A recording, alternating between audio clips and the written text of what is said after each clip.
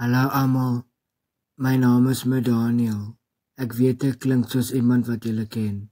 Maar vir die laaste keer, ek is nie hom nie. So asseblief, moenie my dagvaar nie. Vandag is ons hierso by Rory's Kitchen. Ek gaan vir julle vertel hoe hy sy curry en rys maak. Eerste, gooi jy 'n bietjie olie in. Dan gooi jy die eie in wat jy gesny het en gehuil het, soos die eerste keer wat jy daai Titanic gekyk het. En nou moet jy die mins in. En jy roer hom tot hy lekker bruin is. Soos ek wat op vakansie gaan en 'n lekker tan gevang het. En dan bliksem jy al die speserye in, harder as jou pa jou gebliksem het met die belt. En dan gooi jy 'n bietjie wortelsousie in en 'n bietjie barbecue sausies. En dan roer hom lekker asof hy jou geld skuld. En dan sit jy net 'n bietjie watertjies by.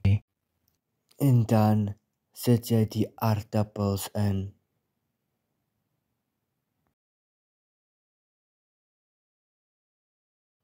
En dan sit jy jou groente in.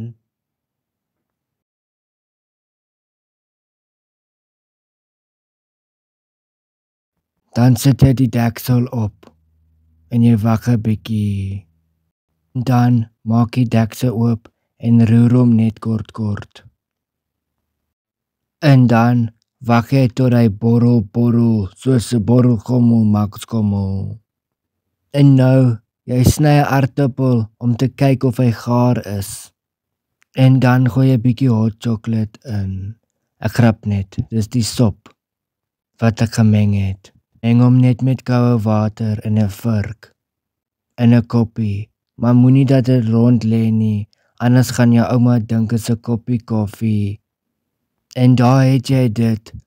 Rory's Fun Kitchen, se lekker curry en rys. Kyk, hier is die rys, lekker fluffy, soos 'n Egyptian cotton pillow. En dan skep jy op. Skep op lekker baie, soos op 'n Sondagmiddagete. So jy kan lekker magies vol oogies toe en 'n lekker Sondagmiddagslaapie vang. And then I want to thank Rory's Fun Kitchen for having me on as a guest today. Thank you for watching this video till the end.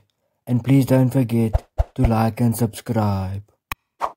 And don't forget to lay that little clockie next to the subscribe button.